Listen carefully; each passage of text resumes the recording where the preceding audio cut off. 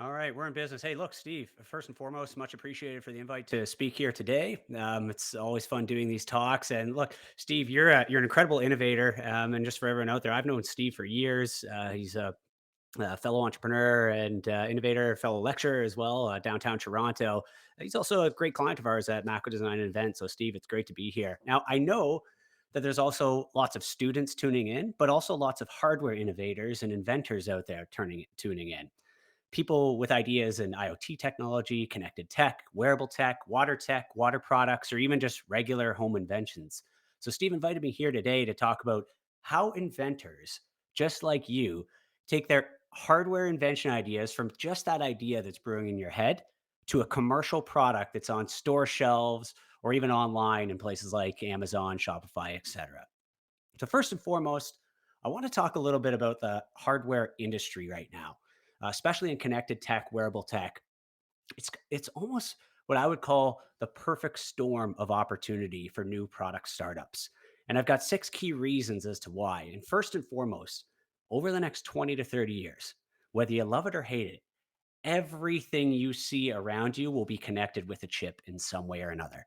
So much as the chair that you are sitting on is going to have a microchip in it that's going to let you know, when the cushion needs to be replaced, or obviously more complicated things like we know right now, like the Nest thermostats or the watch that you wear on your hands, or of course Steve innovating on all kinds of things like headgear and all the rest. But look, one thing is certain: that connected technology and biology and software are all merging together. And it's happening right now at an incredibly accelerated rate. So, for those innovators that are coming up with a new way or new evolution to connect this is really almost like what I would call the next big, essentially industrial revolution. But it's the industrial revolution of hardware, software, and biology coming together at once. And that's happening right now. And that's going to evolve over the next 20 to 30 years because everything you see around you is going through a redesign. And it's the innovators like you that are sitting there on this call. You folks are the ones who are going to be doing this. Because one of the second things that I want to mention, which is incredible that's happening right now, is big companies, the giant corporations in the product space, they're spending less money on internal research and development, but they're spending a lot more money on acquiring small hardware startups. The model has changed. It's changed to the point where now they're looking for the world to come up with the next big ideas. You know, the world to come up with that Nest thermostat, Oculus Rift, Scrub Daddy, or even I think of our own clients like Petbot, GoFish, Moonlight. They just come up with the ideas, get the product designed, engineered, get some sales of that product. Then the company comes in and says, "Well, that's fantastic. We can make it 100 times the size," and creates a great partnership deal for both parties. I want to add to that, especially because we're talking. I know Steve is a professor at the University of Toronto. I'm a lecturer at Ryerson University, and I'll tell you, when I started my business at Mako Design 20 years ago, there was hardly any support for entrepreneurship, whether in the academic setting or whether just in the general setting for the general population. Right now, versus 20 years ago, there are 100 times more incubators, co working spaces, accelerators than there were 20 years ago. This is a huge number. Everywhere you look, if you're anywhere near a major city, you'll notice dozens upon dozens of institutions at government levels, at private levels, at school and academic levels that are there to help companies get off the ground, go from idea to production. So there's more support than ever before. In terms of hardware, there are more product design tools now than ever before to make it easier, faster, quicker to actually design, engineer, and prototype. The CAD tools that we have now have such advanced simulations. It makes it easier and quicker to create great quality products. Steve's product that he's introducing today is something that happened in just a few weeks in terms of at least the encasing side, that sort of stuff. And as you'll see, Steve's got some incredible technology that he's going to be releasing later. But that just goes to show you something that never could have been done even 10 years ago, let alone 20 or 30 years ago. But right now, because of the new prototyping methodologies, the materials, then the CAD software, and as well as a lot of intellectual capital around that, it's easier than ever for a hardware product to go from that idea through to actual real prototyping, test it, and then get that thing to market. And then fifth, this is a big one. It kind of aligns with what I'm talking about in terms of tools and prototyping, but additive manufacturing. Additive manufacturing is a huge emerging technology that's coming out to allow startups to go to market with just 50, 100, or 200 units of their product to test it, to get real buyers to actually purchase the product, and then get real users to actually give you feedback on how great your product is, what they liked about it, what they didn't like, allow you to tweak, adjust, adapt, and then come up with something really great when you actually decide to tool up and go to a full production run. Additive manufacturing is getting less expensive, more localized, and with a massive range of new technologies and new capabilities, both on a materials and a technology perspective, to actually get those products made and into real users' hands.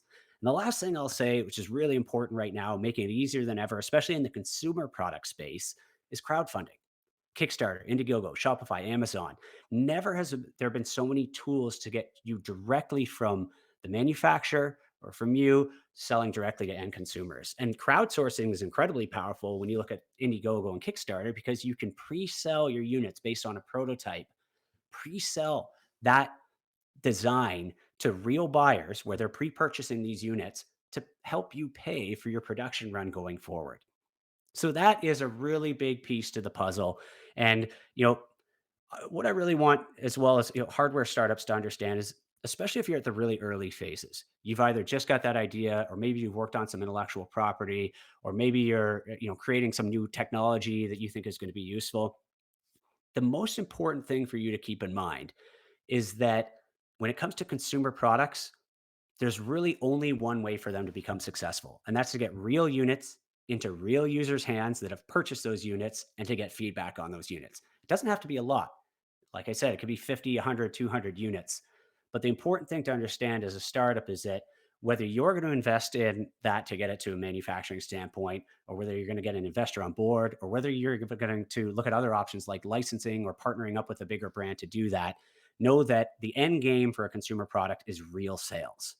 So there is no shortcut in hardware. And that is key. If you understand the goal and you understand your pitch, that will help you all the way right back to your ideation phase to figure out what are the steps to actually take that product to market.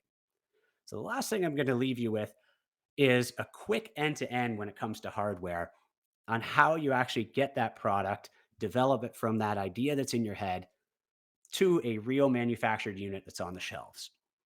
First and foremost, you identify the opportunity. I'm sure many of you that are on this call right now, you have that opportunity. It's in your head, you're working on it or whatnot. But for those of you who don't, I just want to say a quick thing here. Those who saw it, they've got lucky. I mean, once or twice, maybe three times in your life as an inventor, you're going to see something that really is a major market winner. And absolutely, first and foremost, you should jump on that. If you have had that luck or that blessing that idea has come to you, then it's almost your responsibility to jump on that because you could help thousands, if not millions, of people around the world. But if you haven't seen that idea yet, the best advice that I can give is just keep your eye out in your day to day lives, at work, at home, whatnot. Look at things that inconvenience you directly. Look at things that are inconvenient to you at work. Look at things that are inconvenient to you at home. And when those things happen, and it'll happen a lot once you really start to open your eyes to it, once you look around for those innovations, you will notice that they will pop out at you and you will recognize them. Now, when that happens, when you see that inconvenience, 99% of people out there, they'll see it, they'll get frustrated, they'll move on. But when it happens to you, the listeners on this chat today, all you have to do is ask yourself, how could I solve that problem? And I'm not saying that it's going to, the first time you're going to come up with some great invention, but the reality is if you continue doing this throughout your life, throughout your career, throughout your personal life, the innovations will come, especially if you prioritize this top of mind. So now let's assume that you've got the idea. You've either come up with it already or you're working on it. The easiest thing you can do is just simply sketch it out. It doesn't matter if you're an artist or you're an engineer, whatever the case is, just grab a pen and paper and sketch out that physical concept. In conjunction, write down what it does. Who is your customer? Who's your ideal customer? And how is this product going to provide value to them along with that sketch? It's the easiest thing that you can do. You can do it at home, and you can combine that with doing some research on Google and just look at competitive products or look at designs you like or designs you don't like, and just at a very preliminary level, just map out how you see this product working, how you see it, envision it. Keep in mind, you don't have to flesh out all the details. That's what designers and engineers are for. But if you can flesh out the what you want it to do and kind of how you visually want it to work, just in a very basic preliminary level, even just literally sketched on a napkin. And believe it or not, we got a lot of clients that come in with just a sketch on a napkin. It's not a cliche, it is a real thing. Even if that's all it is, that's enough to at least provide enough merit and enough value for you to then get really powerful and strong advice as you go forward with your actual design team, which leads me to the next phase. That's industrial design. Industrial design is a combination of visual design and hardcore engineering. They sit somewhere in the middle. It's somebody who designs out the aesthetics, but also figures out the features and how they're actually going to be built in CAD. This is a CAD design phase using CAD stands for computer aided design. This is arguably the most important step. This is essentially the foundation of your product. This is where you want a number of very senior designers and engineers to figure out essentially three critical things that form the foundation of the entire future of the product. One is the key features. Two is the visual and cosmetic look. How does it actually look? How is it going to look in real life and render it all up? And then how exactly are these things going to physically work? What is the underlying engineering? Which then leads us to our next phase, mechanical engineering. Once you're done all your design and you love it and you figured out how it's going to work, now you go through in detail all the tiny little bits and pieces of that industrial design. If there's electronics, that's when you're actually building out your rough PCB board, doing your firmware programming, you're putting all this stuff together, which then leads to the, let's call it rough quasi working prototype, generally done in 3D printed materials. Could be a boards off the shelf or custom PCB, whatever else. You're putting that into a rough prototype to try to actually physically test how this thing's going to work.